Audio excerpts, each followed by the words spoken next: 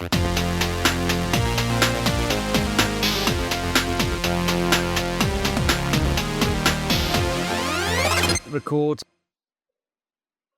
First ever one of these we did. We recorded a whole 40 minutes and realised we hadn't been recording. So Excellent. I say recorded it. Obviously, we recorded nothing, but yeah. I haven't watched any gaming showcases. No, that doesn't matter. That's almost part of the hilarity is the fact that I will talk about gaming showcases. Everyone else will be like, nah, bollocks, mate. So. Okay, so welcome to Grandad and Mr. Tech, the podcast that fuses retro with modern day gloss.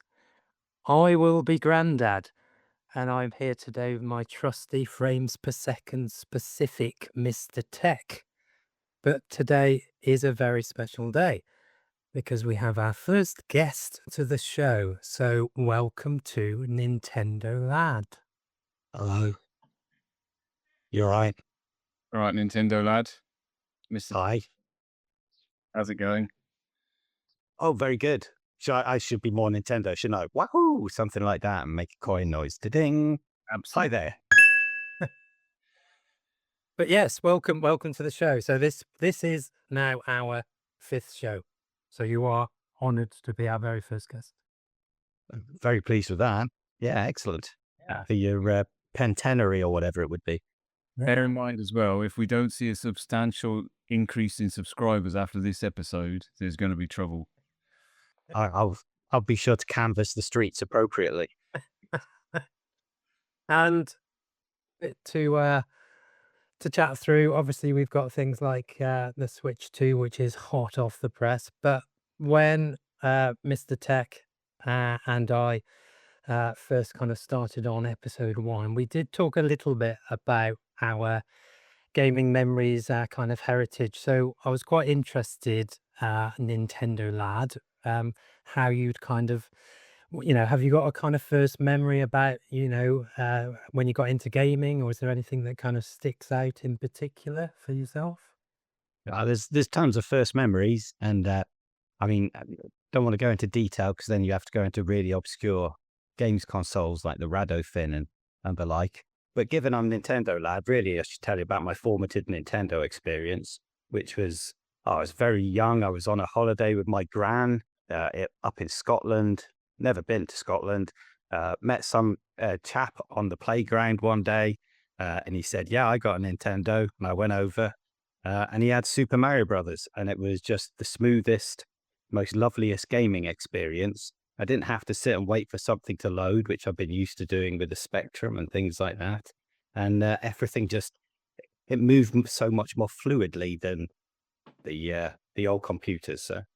So yeah, I guess that's your big formative one. And then through into Game Boys and Tetris on Mega Man, and then SNES Zelda. SNES Zelda's the biggie, isn't it? So and that leads me all the way up to what we're going to talk about today, I guess. It's the biggie for Grandad, isn't it? Because that's your life's mission, isn't it? To complete SNES Zelda.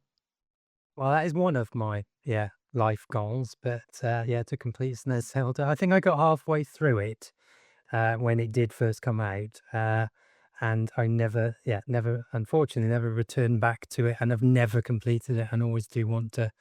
Well, I used to play it a lot. I used to try and get through it with as few saves as possible. So best I've done on SNES Zelda is in 3 saves from start to end. Wow, that's hard. That sounds hardcore.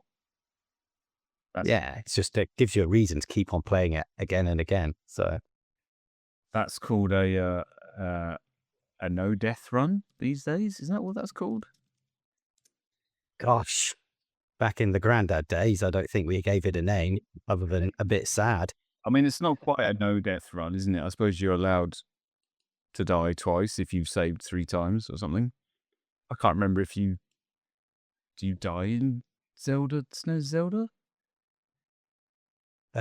You can die. I don't believe I did on that run. The 3 saves were simply so I could go to sleep. Right. Well, I think that Nintendo Lad's throwing down the gauntlet here Grandad. If he can do it in 3 saves, you need to get this. Oh, crumbs. I think I'm keen for you to complete this challenge because I think this might unblock you. I think if you were to complete SNES Zelda, you might embrace Yeah. 100-hour games, and then I might be able to get you onto Elden Ring on the PlayStation 5. But I think without you finishing SNES Zelda, I think we've. Did you see where I think there's a blockage here. Yeah, and how long will it take to complete SNES Zelda? We can find that out, can't we? So how many hours is SNES Zelda, do we think? That can't be too It can't be lots, can it? 10, 12? Yeah, it must be 17 hours apparently. 17 hours. Well, that explains 3 saves, yeah. It's 3 evenings. Relatively brisk for games these days. That's not bad. Yeah, I'd say that I am willing to do that. That probably is. You could probably get that done in a week or so, couldn't you? A few hours an evening. Yeah.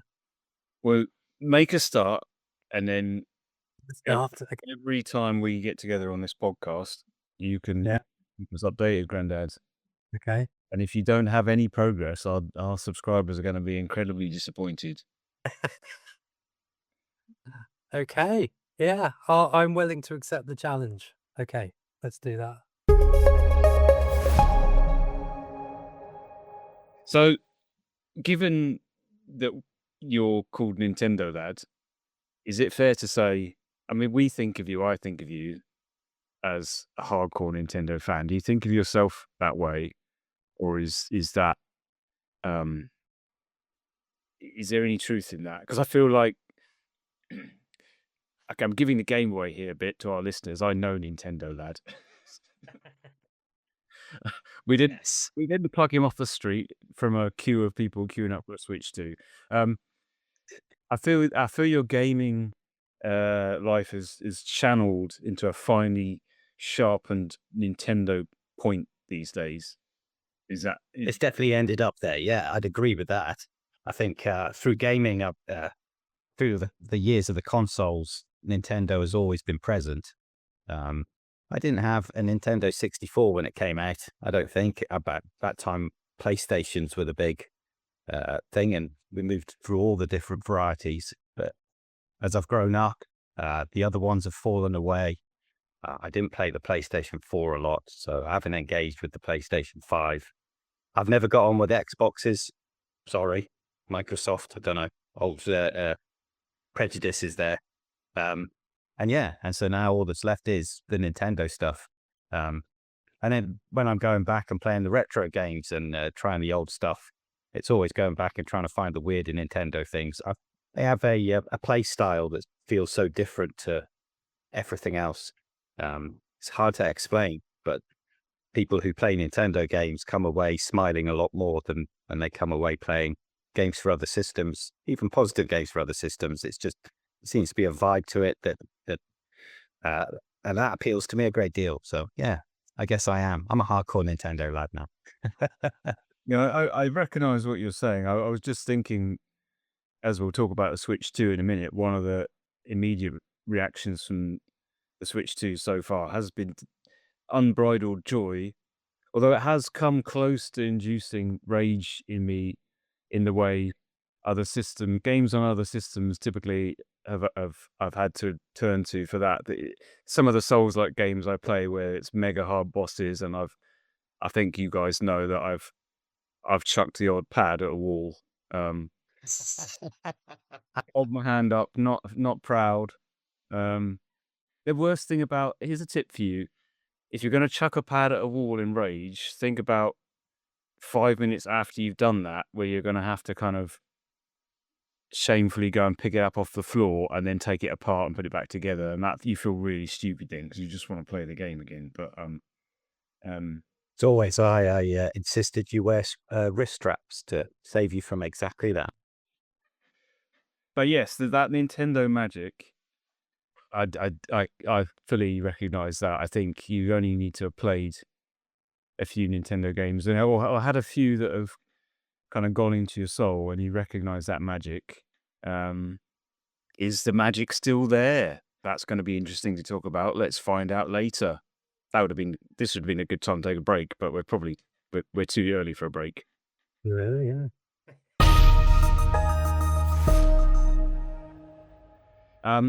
So being a kind of, it's dedicating your gaming now to Nintendo. It sounds like it's mostly a case of the quality is rising up as we all are these days. We don't have so much time for things.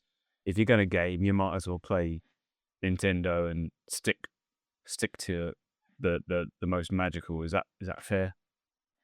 Yeah, absolutely.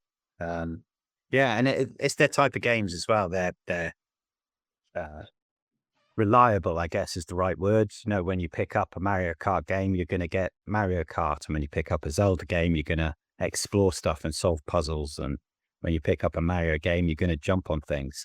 And they're all really, really simple ideas, and they're just executed incredibly cleanly and incredibly well.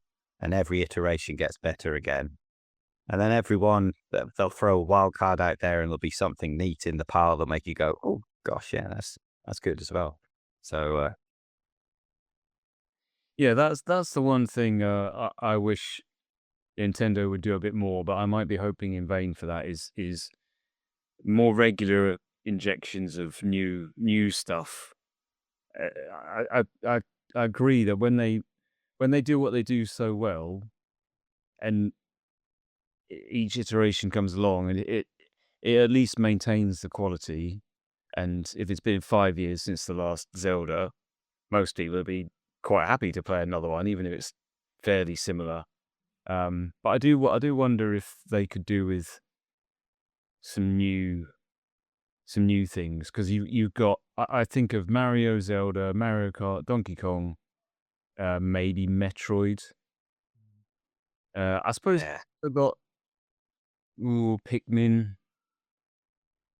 Harvest Moon, Splatoon. I suppose they do have quite a lot of Kirby. Kirby, yeah, Yeah. but I haven't touched too many of the other properties. I guess because I spread my gaming around. When I do play Nintendo, it does tend to be a Mario Kart or a Zelda, really. Yeah, dependable was the word I was looking for earlier. It's a dependable thing, isn't it? You know, you can always fall back on it. You'll always enjoy it. It's nice primary colors, and it kind of wipes straight into the dopamine center in your brain, doesn't it? It just makes you go, "Oh, lovely." And there's no strife to the Nintendo games, really. Even when you get angry moments in Zelda, it's all very, yeah, this will be fine. We'll have fun and we'll hit things till it all stops. So, so yeah. Also, I've never been a big first-person shooter person. Guess I need to say that on this kind of thing, don't I? So I don't like them across the spectrum, from the modern Call of Duties all the way back to Grandad's GoldenEye. Goodness me, just spent a lot of time running around looking at ceilings and things like that. And Nintendo has never seemed to rely on the first-person shooter type game in the way the other consoles have. You know, you think about Halo being flagship for Xbox. I'm never going to play Halo, not unless I want to look into the sky a lot. And Nintendo, Splatoon, I guess, is the closest Nintendo get to that kind of thing. So, or Fortnite, that's had a big release on it, hasn't it? So Just that kind of stuff. Yeah, I was just gonna say Fortnite is obviously available on Switch, and I noticed it particularly with the Switch 2. They must have splashed out there on the shop front page or something. And I actually toyed with installing it because I saw a recent Fortnite thing where it's all Star Wars themed. Have you seen this? One of the levels is like a Death Star infiltration, and I mean, I have played Fortnite a couple of times many years ago, and I get the idea. And I'm quite partial to a shooter, going back to Doom. Um, but yeah, Fortnite is the one game, I guess, that crosses all platforms and is such a behemoth that it's almost like the Nintendo IP that Nintendo never made, Fortnite, and it's not really their style, because it just leverages all these brands in a way that's probably cool if you're a kid, but as an adult looks quite tacky and a bit.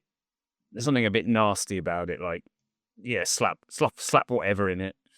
How do we get talking about this? Now I've lost my train of thought. Oh, because you're talking about shooters. I was going to say, you sat always looking at the sky. You sure you don't need to invert your y-axis? That's That just about swapping the invert, which was what we always used to have in any type of multiplayer. It would be a couple of seconds, hit pause. At least half the people would have to have it the other way round, and a lot of confusion about which way round people used to have it, or forgetting which way they're supposed to have it. So I remember inverting axes. It definitely changed my game. It meant I ran around staring at the ground, nice. constantly running into walls with people just hammering you in the back and that kind of thing. Yeah.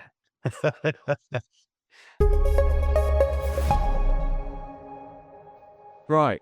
Well, I think we should move straight on and let's talk about Switch 2, shall we? yeah, Oh yeah, Let's let's. talk about Switch 2. So, you obviously got a Switch 2 day one.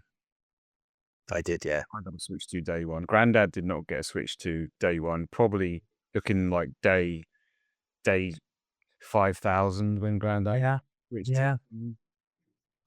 Um, how was your launch day experience, Nintendolad? It was very stressful, really. Oh dear. No, in a first world problems kind of way. I'd ordered mine from EE, who just went silent from the point I ordered it to literally 5 o'clock the day before, and just sent a message saying, "Yeah, it's going to be there tomorrow." Uh, I was like, "Well, I wonder what time it's going to be there tomorrow because I've got to go to work." I think they sent me a message at 9 o'clock in the morning saying, "Yeah, I'll be there at 3 in the afternoon." So I had to do quick duck out, get home, and there it was. And when the guy, I stood outside as the van pulled up, because they find it difficult to find my house sometimes. And the guy came out with a distinctly floppy package that was absolutely not a Nintendo Switch 2. And I felt so sad in that moment. I was so excited for it to arrive. And then he went, "Oh no, wrong address." Went back and got me a distinctly boxy Switch 2. Yeah. And it was like the old days. It was like when you got a new Nintendo machine, it really was just, here we go. We're on the cusp for some new Nintendo goodness. You mean here we go? Exactly that. Yeah. I did a little jump as I came through the doorway, collected a coin. Yeah. And it's a lovely thing. It was, getting it out was fine. Sent it up was fine. Then you have to do all the downloads. I did make the mistake of when it asked me to transfer the Switch data, and I thought, yeah, that's a good idea. But I didn't realize it was going to download my entire menu of Switch 1 games, most of which I was quite happy to leave behind on the Switch 1. So I had to go through and stop everything downloading so I could get the big thing downloading, which was, of course, Mario Kart World. And then I also went on and bought the Welcome Tour. We'll have a chat about the Welcome Tour in a bit because that's an interesting thing. But yeah, and then turning it on and first feel of it, it didn't feel like a huge difference from the Switch one. The menu system is all pretty much the same. I guess to give it a parity, so it doesn't feel like you're stepping into a whole new console. You're just stepping up into the same experience. But like I say, all my games were there. So the first game I actually played on the Switch 2 wasn't a Switch 2 game. My internet connection meant Mario Kart was going to take about an hour to download. So I got Rogue Legacy 2 down and just had a quick blast on that. Literally halfway through a save game that I'd saved on the Switch 1 the day before. So there was this real continuity in the experience. And then the actual Switch 2 part started when Mario Kart landed. And yeah, that was something else. That was So you didn't get yours. I got mine direct from Nintendo because I think it was Mario actually. He emailed me and said, "Hey, I've got a Switch 2 for you. Would you like it?" Up to this point, I wasn't getting one, was I, Grandad? Back me up here. I was. Yeah, yeah, that's true. You were very adamant at one point for at least a couple of hours that, yeah, it wasn't for you, was it? No Until interest. Yeah, contacted. no interest. But I mean, he emailed me, so what am I going to do? Like, The point I was going to come to is mine. Did yours come in a? We probably did. This is. Did I? Mine came in like a Nintendo box, and you open the Oh, no. box, and there's like a Mario in there. It's all red. Do you want to see it?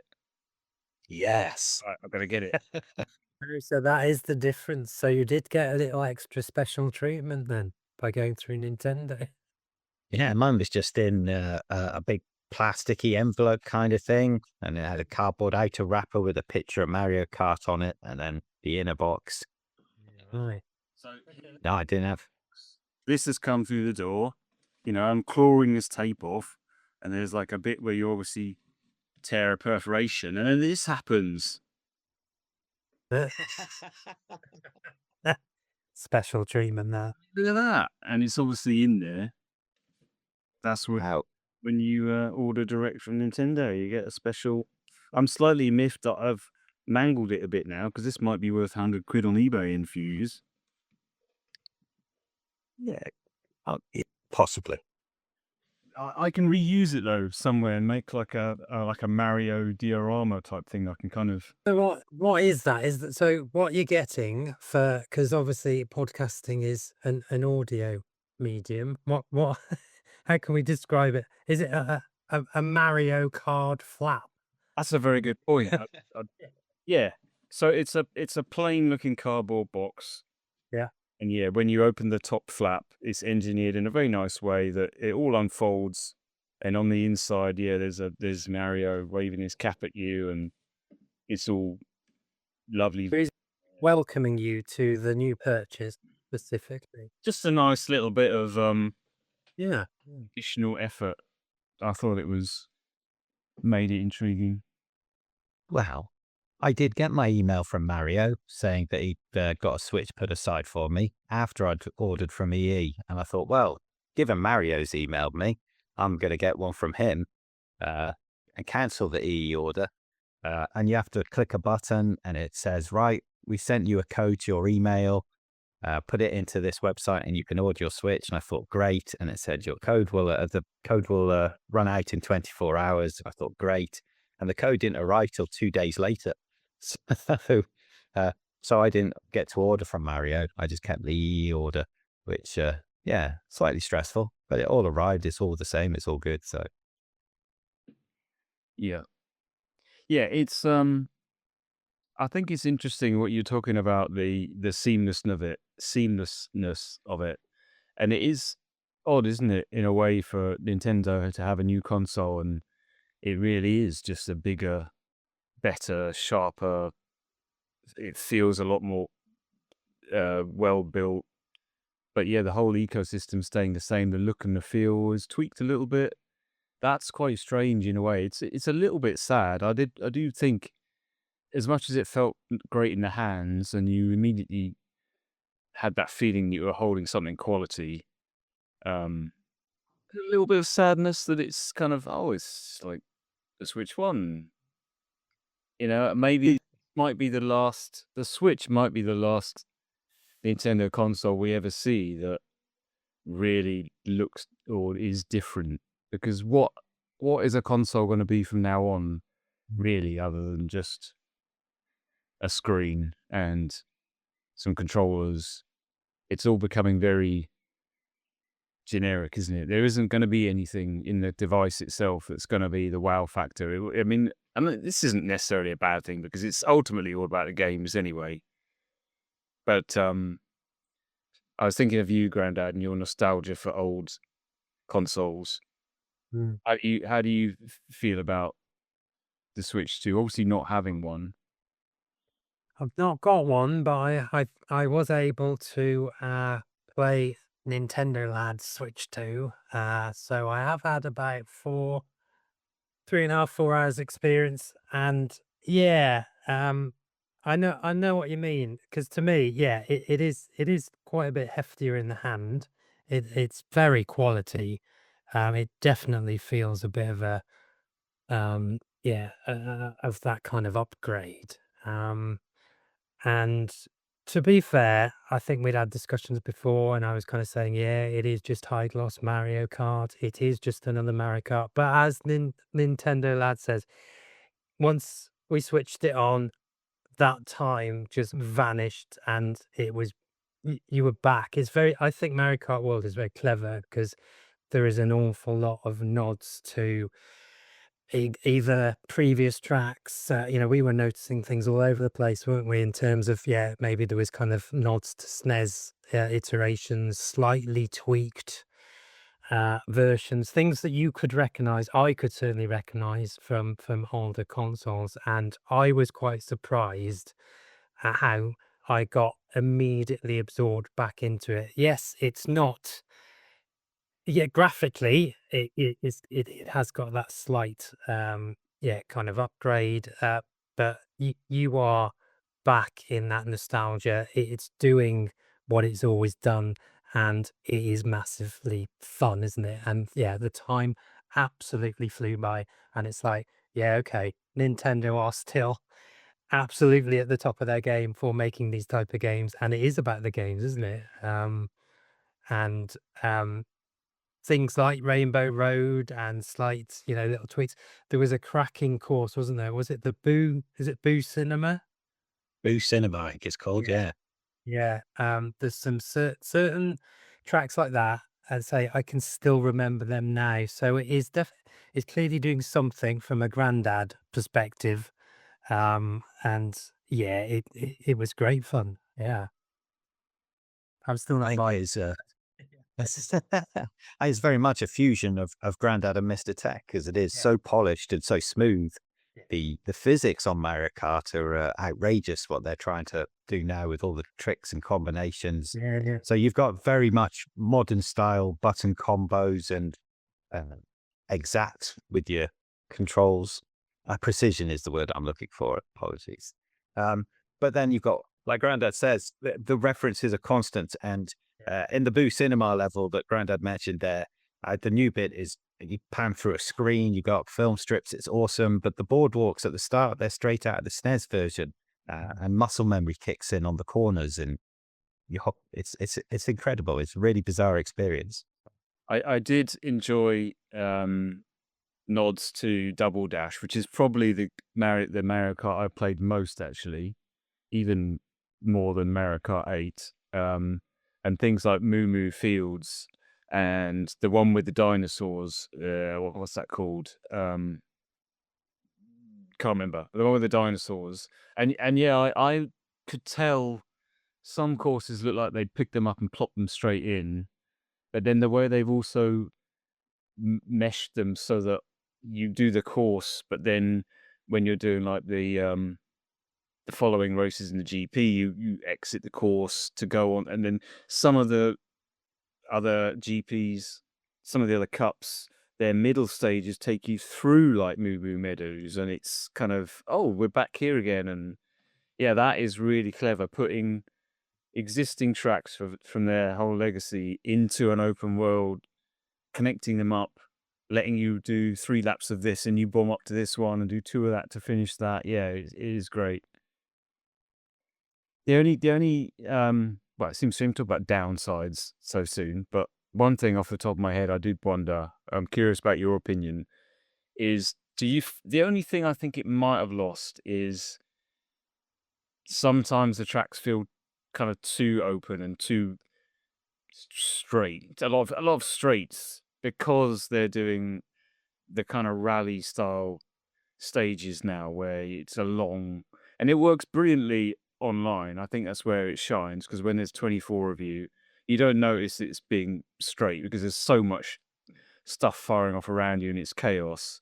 But I did feel playing on my own on like the 50cc occasionally, because there's not much challenge there. You just sit in first place all the time, get blue shelled, go back to first place, win the cup. I think my first time through the game, I rolled credits on the whole game the first night after beating the Rainbow Road the first time, and I think I'd won.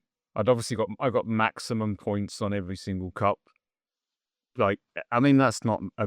I'm not, I'm not flexing. That's just how. Um, but yeah, do you think they've lost anything by it being so big and open? And I seem to remember you said something about this, Grandad, where maybe you felt like this game made you want to go and play old Mario Kart, which is Not sure is what it should be trying to do, or whether that's just me, but because there were so many nods to previous tracks, yeah, I was just thinking, oh yeah, I've really got to crack the SNES out. I've really got to crack the GameCube out now and go and find all and play through all those tracks. But yeah, is that other people's experiences or not? Or is that just me thinking, yeah, actually, I need to kind of revisit and um, go and yeah, play through them again. But I think the answer is that it's the incredible focus on fun. yeah, The big wide roads and the straights are exactly as Mr. Tech says. It's about having 24 online players, moving all over the place, all the weapons going. You need a wider track to be able to steer around blast radiuses and that kind of thing. In terms of references making you want to play older games, well, that's just fun, and you want to play the older games and relive that type of fun as well. There is definitely an emptiness in some modes. I think your 50cc Grand Prix, again, for us, we can coast through it, experience the game, get ready for the harder modes. For the little ones in families where these have entered into the homes, those tracks might still be quite a challenge if they're still learning how to use a joypad and move around. And so for younger generations, it's still fun to be able to get through that and succeed. I think the only place it really feels empty is sometimes in the free roam mode. Uh, I'm I'm a bit of a ambivalent about the free roam mode. It's a remarkable achievement and it's great fun. Um, but because there's only 24 other carts in there, you rarely meet other people. And when you hit tracks in free roam mode, they really are empty. It's like walking around a shopping center at night. Um, and I know there's the challenges to find the extra missions and the panels, and that's great and it's great fun, but it is also quite, oh yeah, I'm on my own doing, it doesn't really matter if I get these 8 blue coins or not, but I will do it anyway. Um, and that sometimes feels a bit hollow, but when that happens, you go online, do a multiplayer knockout or something, and it's right back where it needs to be. So it was like that balloon mode, wasn't it? And when we tried it, just us, we did feel that we were just zipping past each other, spinning around. It was just too big. Because the old versions were very contained, weren't they? They're just basic square maps, and you would always be kind of crossing much more frequently. But we did notice that a little, didn't we, on the balloon mode? So yeah, definitely 2-player balloon battle not yeah, really works at all. So it's nice that it's there, but it doesn't work. So no. I will talk about the free roam mode. Yeah, I was simultaneously like you, really impressed with that. And the more I did it, I started to feel a little bit like I wasn't really being rewarded for it. I liked finding the first blue pea I found. I was like, oh wow, there's a power point, whatever they're called. What are they called? power pill. Power pill. It's not a pill. There's a pea. I'm gonna hit that. Yeah, Amazing's gonna happen. And it popped up a little challenge, and that was cool. But you get like a sticker for it, which okay. And then these stickers, you just get them every few minutes for total distance driven, or you've played the game for 60 minutes now. Here, have another sticker. So it made them feel really pointless. I've found a couple of Princess Peach tokens, yeah. which are a little bit harder to get, and I've spent far too long trying to get one that just okay. I'm getting this. I'm not leaving this behind. I'm never going to remember it's here. But yeah, not really giving good enough rewards for them. No way to sort of track what you may have found, or I don't know. It's a bit odd, and it's odd because it seems like such an integral part of the game, the open world part, that I don't believe they just sort of tacked this on at the end. They obviously had this plan from the start. Yeah, Maybe there'll be DLC, and maybe if they've got long-term plans for this game and they support it, That would be cool if we see little things open up. Imagine that if you log into it and there's a special event going on in this part of the world, and you drive over there, and there's suddenly a temporary track with like a special race, and that would be cool. That would, Definitely. if you're listening, Nintendo, that would be cool. I think looking at what they did with the Nintendo app and Zelda putting a map on the phone that tracks the game along with you, I can see them bringing something like that out for Mario Kart World. The map itself is really sparse. It doesn't keep track of the things you found or anything like that. It seems really non-functional, which is a big gap. Oh, checking it, I only assume they're going to add some with an add-on. Right, we're back. What did I pick out from game showcases? I'll just mention a couple. There's far too many to mention, to remember even. The ones that excite me are Lumines Arise. You guys know Lumines, the music rhythm game thing? Got Moomins, Lu- like big nose things from Scandinavia. No, although there is a Moomins game, actually. There was a Moomins game announced. Is it pronounced Lumins or Lumines? Wondering that. Was it Lumine? Yeah. I don't know. It's like a... You must know what I'm talking about. I know of it. I've never really played it much. Anyway, Lumines Arise is coming out, which I think is made by the people that did Tetris Effect, and this is going to be playable in VR. So this is an immediate... That's going to be great. Music rhythm games in VR, yes please. And then we had a new game by the people that did Journey, called Sword of the Sea.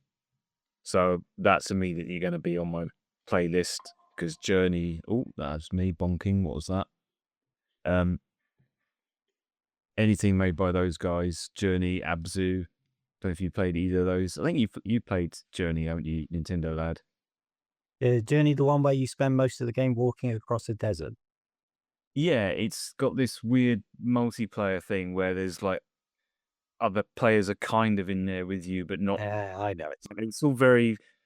It's like it's an arty experience type thing. It's all very epic. You have this climax where you're trudging up the top of this mountain, and it's and Abzu, if you've not played, that's awesome as well. That's like an underwater one, and it's just games as art, very short things really, but that'll be good, I think. And the last one, I will never play this, but I have to say I think this looked friggin' awesome, which is they're doing a Marvel fighting game, but it's made by a Japanese company I can't remember the names of. Arc System Works. This thing is called Marvel Tokon Fighting Souls, but the point is it's Marvel characters, but they've gone like full anime style with them, and Iron Man is kind of like based on mecha designs. And the trailer for this, I'm not really a fighting game person, but it just looked awesome, like the flashiness of it and the designs. Is that a one-on-one fighting game? I think one of the main designs in the game is it's actually like a 4-on-4 battle.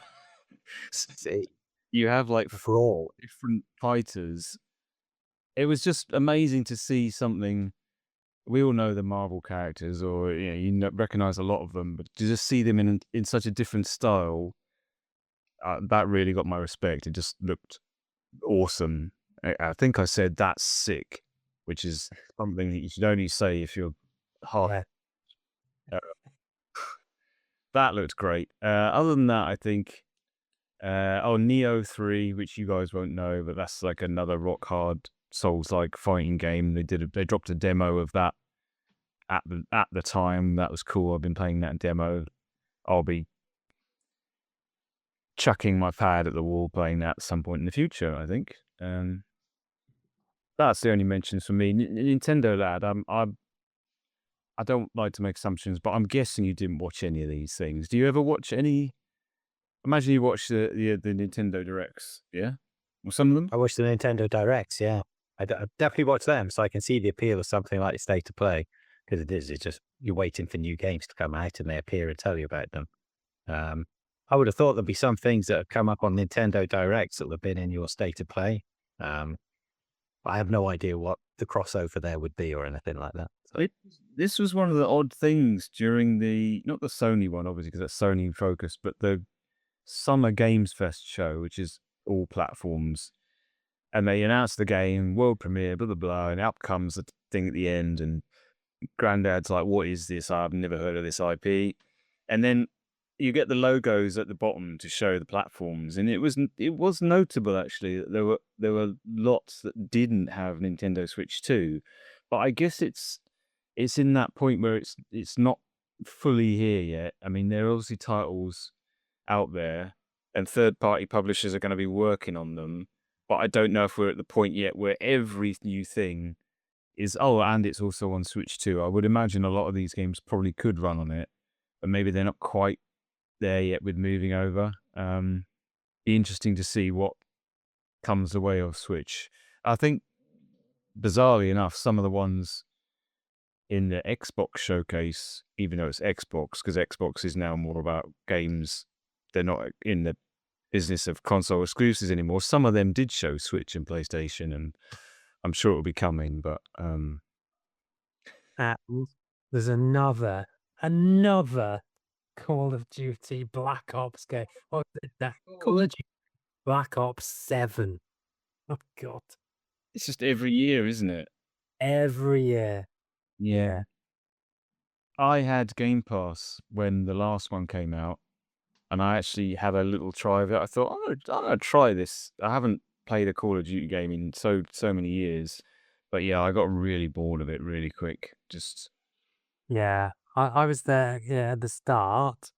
Probably Modern Warfare. I think actually, I don't complete many games. I did complete Call of Duty 4 and Modern Warfare.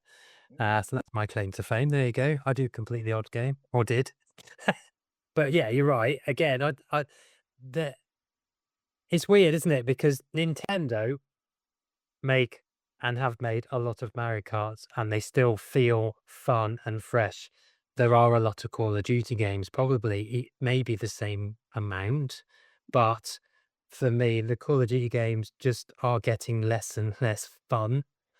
They're not graphically any different. They're probably, they're high gloss, aren't they? They're not doing anything out of the ordinary, but they just don't seem as fun to me. They're as one of our good friends said once, he doesn't want to play a game where he's constantly being um told off or told what to do. yeah, there's We right, yeah. 23 Call of Duty games There you go. and Yeah. 16 Mario Kart games, which yeah. surprises me. 6 So I wonder if we own all 16. we must. Yeah, We must. I would say we do. Oh, that does include like Mario Kart Tour mobile game. I've got that. Maybe. Does it include the arcade version? Yeah, it's Mario Kart GP, isn't it? Yeah. This list I'm looking at here has Mario Kart SNES. Let's rip through this list for fun. Come on. Mario Kart SNES, Yeah, got that. Mario Kart 64, Got that. Mario Kart Super Circuit on the GBA. Yeah. Mario Kart Double Dash on the GameCube. Yeah. Mario Kart DS on the Nintendo DS. Yeah. Mario Kart Arcade GP. Like, Yeah. how was it? Yeah. Have you not got that on your machine, Grandad? I don't actually. No, not on there. Goodness. And Mario Kart Arcade GP2. Uh, Mario Kart Wii on Nintendo Wii. Yeah, obviously. Yep. Mario Kart 7 on the 3DS. Yep. Mario Kart Arcade GP Deluxe. Oh, shit. So it's 3 arcade versions. yeah. Never even seen one of these things. Mario Kart 8 on the Wii U.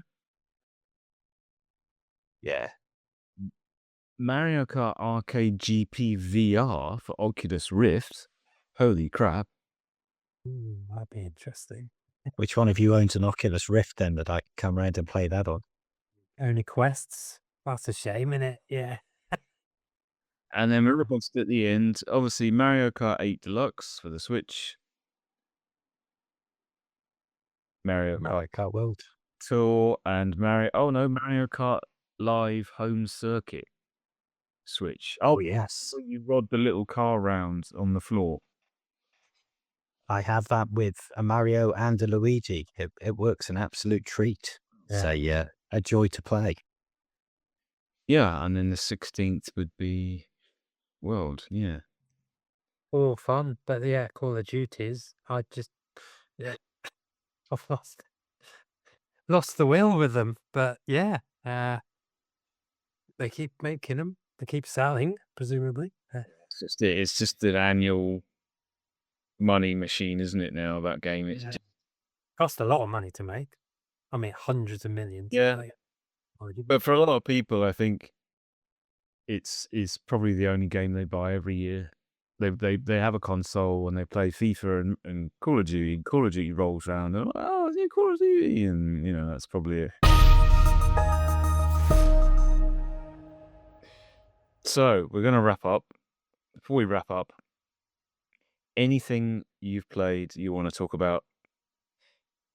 Open to the floor that we haven't discussed, or anything from the world of gaming that we should. I've wasted a lot of my time recently playing a game called Curse to Golf. So when I set up the Switch 2, I went and checked out the shop to see what it was like, and I find that the Switch shop now has a really nice functionality that tells you how many of your games that are on your wish list are for sale. So I clicked in to see what was for sale, and they were kicking it out for £1.70 or something like that. That's a steal. So I picked it up, and yeah, it's a lovely. And I'd say like play a lot of Rogue Legacy at the moment, so the Rogue games are very much in my blood, and having it as a little golf version has just been lovely. So yeah, 2D golf game, back spin and front spin on the ball to give you some real precision in landing shots, and it's an immensely satisfying game. It really does while away the minutes.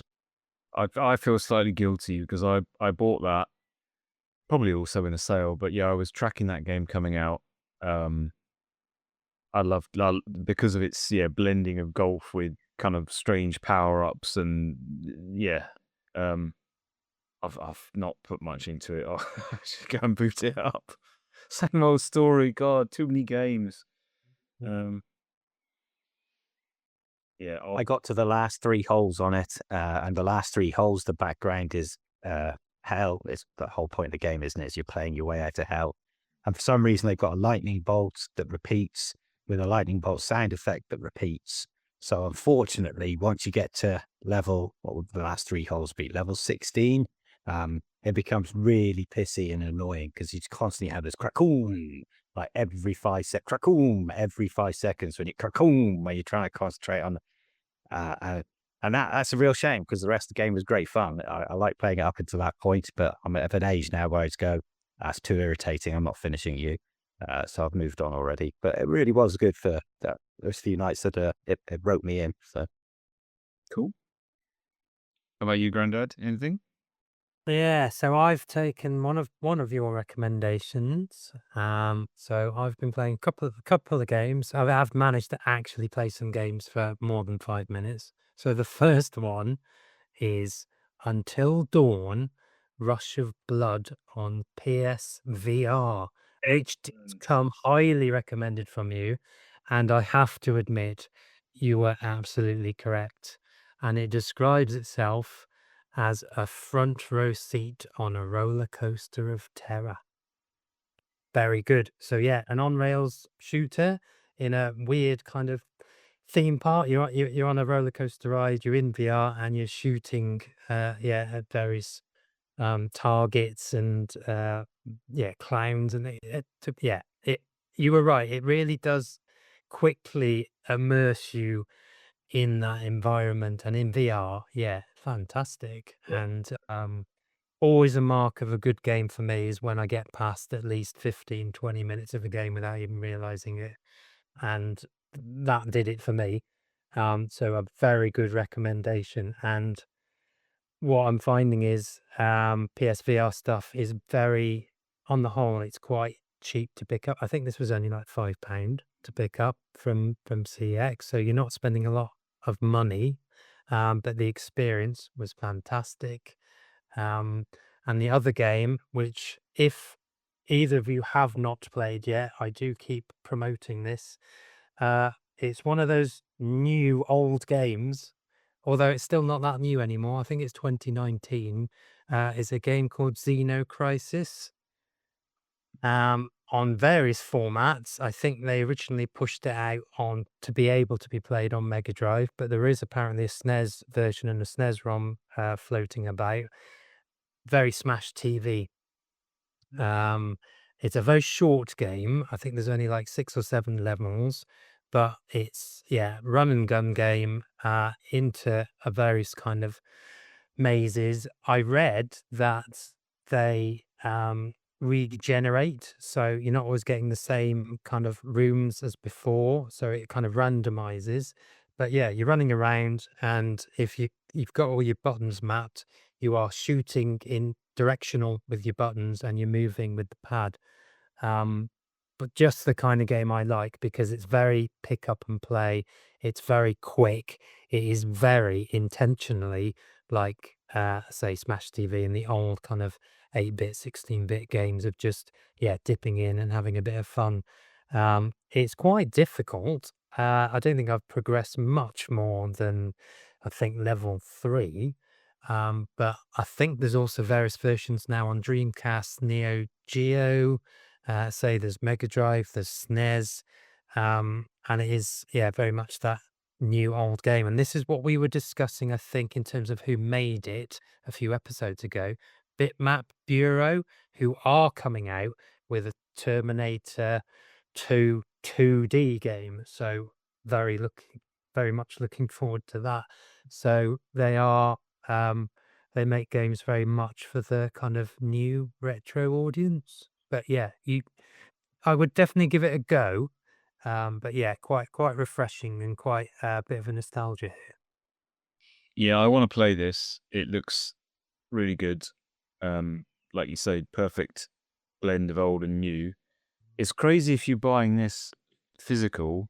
I mean, it's quite a novelty if you have a SNES cart for it, but yeah, 65 quid for a Yeah, SNES cart. yeah, yeah. But yeah, the Terminator 2D No Fate is called game that they're making. Yeah, I really want to play that when that comes out. That looks awesome. It's like the Terminator 2 game that you never got as a kid. Yeah, because I remember getting Terminator 2 on the Game Boy and being really disappointed. So yeah, I think this hopefully will be the kind of game we did want back then. I think I had it once. I haven't. I briefly. I haven't played in particularly noteworthy other than what I've just described. Really, the Switch, Mario Kart. Played a bit of Neo 3 demo. I played a lot of Gran Turismo 7 with the wheel and pedals in VR, which, Okay. which I'm getting an awful lot of satisfaction out. I think I've finally started to develop some VR legs that I can play. I can race for 2 hours. Not one race, but I can have that helmet on for now for a couple of hours, I'm okay. I do feel tired at the end, and I need like a salty bag of crisps and a sit down. But We ready for Wipeout VR. That is what I'm waiting for. Multiplayer. yeah, I re-rigged up inspired by you. I rigged my PSVR 1 back up here in a different room in the house so that I had it available. And I did try again that Wipeout VR, but that makes me sick as a dog within about one lap. I think it's not just the fact that you're in a ship and it's not grounded like the car. I think the technology is not as good in VR1, and I just don't think it. I think it makes nausea worse because PSVR 2's got eye distance tracking and whatever, and I think it manages to use that to make it smoother experience for you. That Wipeout, I'd love to race you on that in VR, but honestly, it's not. Not happening. I did enjoy though. I think I mentioned this to you privately. I did boot up that Star Trek VR game, Bridge Crew, and I really like that. Uh, I had no idea that I had yearnings to be on board Enterprise or whatever and do the whole Star Trek captain thing, but that was really good fun. Just issuing the commands and that's not too nauseating because you're just sat in a chair. So yeah, that's quite cool.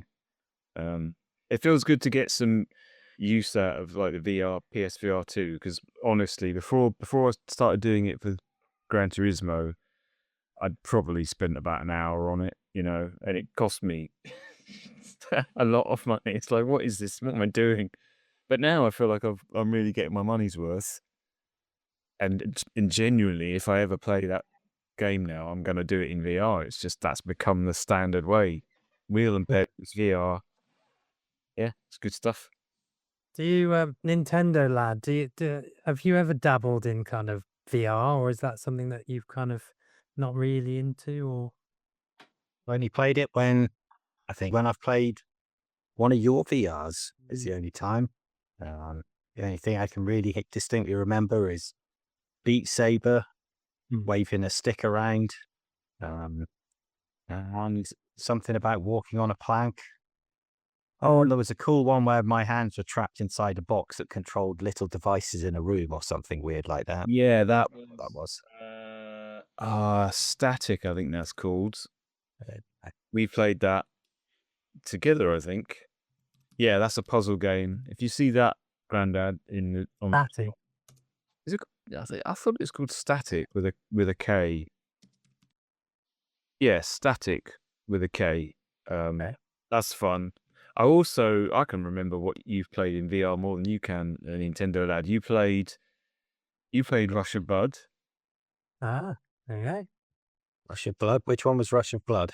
The one that Grandad just described, the one when you're on the roller coaster in the ghost house shooting. Oh yes, I do. I see. Yes, I thought that sounded familiar when when Grandad was describing it there. Yeah, that one made me feel sick. Nearly all of Mr. Tech there saying Wipeout makes him feel sick. Just about anything with movement on VR makes me feel sick, which is probably why I haven't gone for it as much. What am I saying? Super Hot. That was the one I really enjoyed playing on VR.